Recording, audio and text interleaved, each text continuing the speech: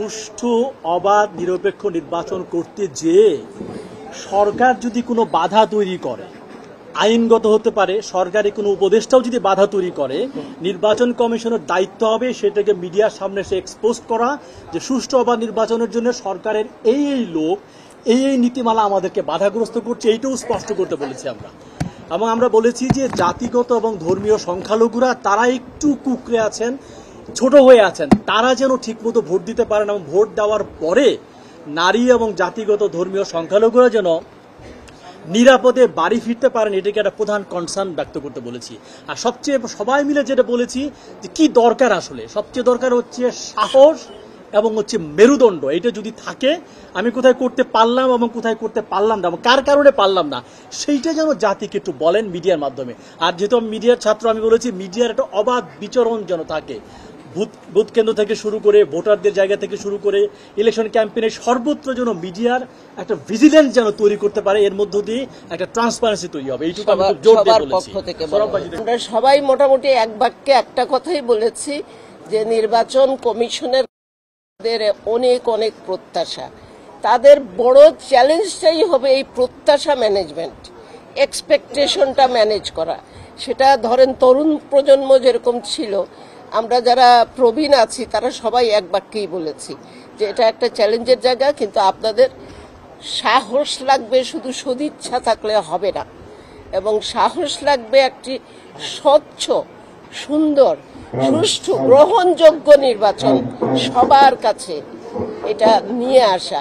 আমার ওই শ্রমজীবী মানুষটাও যেন নিশ্চিন্তে ভোট দিতে পারে, আমার যারা উদ্যোক্তা আছেন তারাও যেন দিতে পারেন পছন্দের, এবং সেখানে ওই মব ভায়োলেন্স নিয়ে আমরা আমাদের আশঙ্কা প্রকাশ করেছি।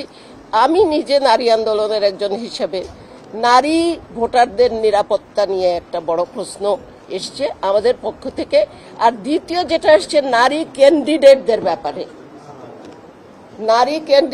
ব্যাপারে আমরা বলেছি যে তাদের যে আমরা নারী আন্দোলনের পক্ষ থেকে, আপনারা জানেন আমরা প্রতিবাদ করেছি, ক্ষুব্ধ প্রতিক্রিয়া ব্যক্ত করেছি যে এখন এত বছর পরেও 5 থেকে 7% আমাদেরকে দেয়া হবে, এটা গ্রহণযোগ্য না। আমরা এটা নির্বাচন কমিশনকেও বলেছি। আর আরপিওর ব্যাপারে ওনারা আমাদেরকে আশ্বস্ত করেছেন যে এখানে ওনারা 30% ব্যাপারে আমাদেরকে নিশ্চিত করেছেন যে এটার ব্যাপারে ওনারা অবস্থান নিয়ে আছেন, নেবেন। ঢালাইয়ের সেরা প্রিমিয়ার সিমেন্ট। এই বিষয়টি আসবে, সাংবাদিকদের অবাধ প্রবাহের কথা বলেছেন, অবাধ যাতায়াতের কথা বলেছেন, সেখানে কোনো বাধা দেয়া হবে না বলেছেন। কিন্তু আমাদের যে দাবিটা এতদিন দেখে এসেছি যে সরকার নির্বাচন কমিশনের উপর খবরদারি করে, আমরা বলেছি নির্বাচন কমিশনকে এই শক্তি অর্জন করতে হবে, এই সাহস অর্জন করতে হবে, তারা যাতে সরকারকে খবরদারি করতে পারে। আমরা জানি যে একটি দেশের অবাধ, সুষ্ঠু, স্বচ্ছ, দলনিরপেক্ষ, শান্তিপূর্ণ নির্বাচন হতে হলে শুধুমাত্র নির্বাচন কমিশনের দায় নয়, সরকারের সদিচ্ছার উপরে অনেক কিছু নির্ভর করে, রাজনৈতিক দলগুলোর সদিচ্ছার উপর নির্ভর করে। আমরা বলেছি যে এই সরকার প্রকৃত অর্থে একটি অবাধ, নিরপেক্ষ, সুষ্ঠু, স্বচ্ছ নির্বাচন চায় কিনা সেই ব্যাপারে নিশ্চিত করতে হবে। নির্বাচন কমিশন তার যে বক্তব্য দিচ্ছে, কথা বলছে, সেটা তাদের মনের কথা না তাদের মনের বাইরের কথা। নির্বাচন কমিশন যদি সত্যিকার অর্থেই মনে করে যে নির্বাচন আমরা সুষ্ঠু করব, দলনিরপেক্ষ করব, শান্তিপূর্ণ, স্বচ্ছ করব, তাহলে এটা সম্ভব। কিন্তু তারা যদি কোনো শক্তি দ্বারা প্রভাবিত হয় তাহলে সেটা সম্ভব না। আমাদের ভরসার জায়গা হচ্ছে জনগণ।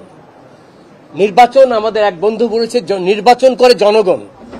তো আপনারা যারা মিডিয়া আছেন, আপনাদের দায়িত্ব সারা দেশের জনগণকে সচেতন করে তোলা, এবং এই নির্বাচনে জনগণ যেন অতন্দ্র প্রহরীর মতন এই নির্বাচন সুষ্ঠু, নিরপেক্ষ, অবাধ হতে পারে, সেই ব্যাপারে জনগণ যেন ভূমিকা রাখতে পারে,